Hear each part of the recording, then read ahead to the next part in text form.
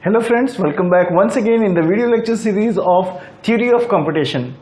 Today I am going to teach you one very important topic, that is properties of regular expression. It is also being called as equivalence of regular expression. सच बताऊं तो regular expression को बिना इस topic को discuss किए हुए regular expression को हम हमेशा इनकम्प्लीट मानते हैं, और ये वीडियो स्पेशली मैंने उन स्टूडेंट्स के लिए बनाया है जो कि न केवल बीटेक के एग्जामिनेशंस में ये आपको बहुत ज़्यादा हेल्प करेगा, इवन ये आपके बहुत सारे अच्छे कॉम्पिटिटिव एग्जाम्स जहाँ की गेट के एग्जाम्स होते हैं और डिफरेंट पीएसयूज के एग्जाम्स होते हैं, वहाँ पे रेगुलर एक्सप्रेशंस के कोई भी अगर क्वेश्चंस अगर आते हैं तो यहाँ पे बहुत अच्छी तरीके से आपको अगर इन कमांड्स के ऊपर, इन फॉर्मूला के ऊपर, इन प्रॉपर्टीज़ के ऊपर आपको अगर अच्छा आपका अगर पकड़ है तो you will find very comfortable to solve each and every question. So let's start by understanding all these regular expressions. So जैसा कि मैंने बताया कि इक्विवेलेंस ऑफ रेगुलर एक्सप्रेशन को हम लोग प्रॉपर्टीज भी कहते हैं. तो फर्स्ट ऑफ ऑल यहां हम लोग पहले इस चीज को डिफाइन करते हैं. That is, I have taken three regular expression, that is small r1, small r2 and small r3 are the regular expression. Then what is going to be happen? See, the first identity or first property tells us like that r1 r2 is not equals to r2 r1. यहाँ पे एक चीज थोड़ा सा आपको मैं बता दूं कि यहाँ पे कहीं कहीं मैंने शायद डॉट यूज किया होगा, कहीं डॉट यूज नहीं किया है. Dot does not represents the multiplication. It only represents that is r1 followed by r2, right?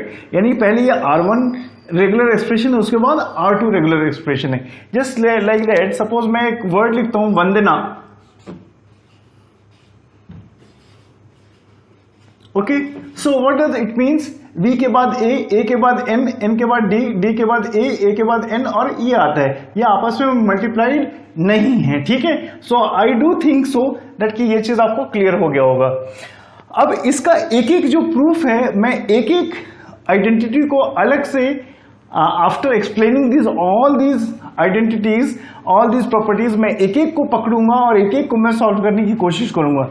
लेकिन as a whole first impression में इस वीडियो बनाने का यही औचित्य था कि एक बार में आपको सारे के सारे प्रॉपर्टीज से रूबरू करा सकूं. तो चलिए हम लोग शुरू करते हैं. सो फर्स्ट मैंने ऑलरेडी डिस्कस किया है, that is r1 followed by r2 is not equals to r2 followed by r1. ये बिल्कुल जाहिर सी बात है. एक एग्जांपल ले लेता हूं. हमने कोई लैंग्वेज लिया AB, it is not is equals to BA, right? So let's take r1 as A, r2 as B, so AB is not equals to BA, right? चलिए नेक्स्ट वेरी इंपॉर्टेंट, इसको भी मैंने अपने प्रीवियस वीडियोस में मैंने काफी बार मैंने आपको बताया है कि R into R star is the clean closure and plus is the positive closure. So R concatenated with R star is nothing but R plus. Next, double R is not equals to single R, right? एक तरफ अगर AA अगर हम लोग अगर ले रहे हैं, so it is not equals to a single A, right? That is why it is written here R is not equals to single R. यहां पे आप इस तरीके से ले सकते हैं, जैसे R1 R2 R3 लिया हूं तो इसको आप इस तरीके से R1 ले सकते हैं यहाँ पे, या R1 ले लीजिए, अदरवाइज R भी आप ले सकते हैं, right? So double star is not equals to single R, sorry. But see the difference.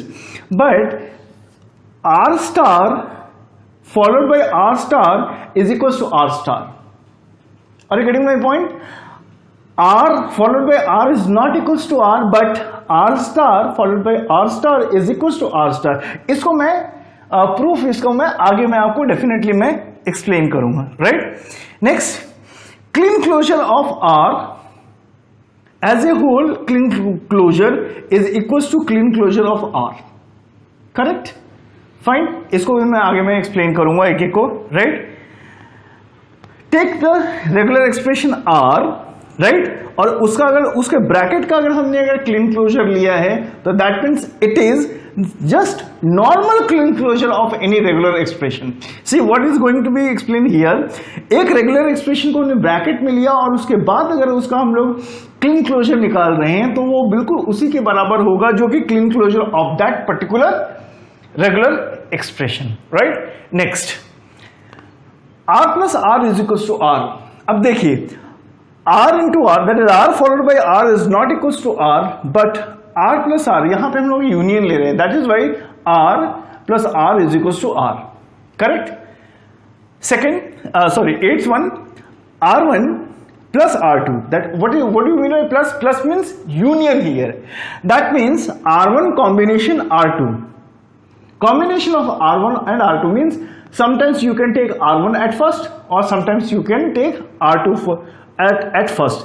That is why I have written here r1 plus r2 is equals to r2 plus r1. Correct? Next very important identity, r1 followed by r2 r3. r1 followed by r2 r3 in bracket is equals to r1 r2 in bracket followed by r3. इन सभी का मैं आप लोगों को मैं explain करूंगा एक एक आइडेंटिटी को इसके बाद में, इस एक्सप्लेनेशन के बाद में, राइट.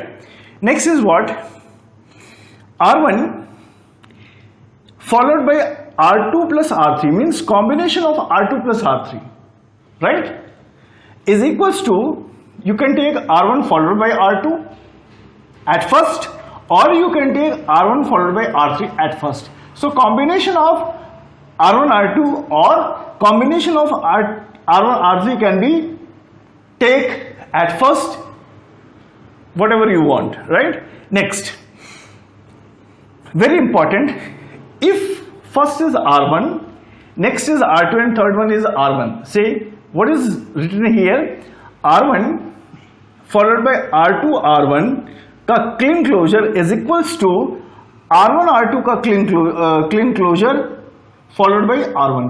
प्लीज यहां पे मैं बार बार कह रहा हूं, या मैं इनटू इसलिए यूज नहीं कर रहा हूं because it is not your normal multiplication, it is the concatenation of two regular expressions.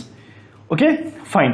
Next very important, see here, r1 plus r2 का whole clean closure is equals to r1 का clean closure followed by r2 का clean closure. Here I have put into, it is not multiplication, it is followed by, right. So r1 clean closure followed by r2 clean closure का whole clean closure.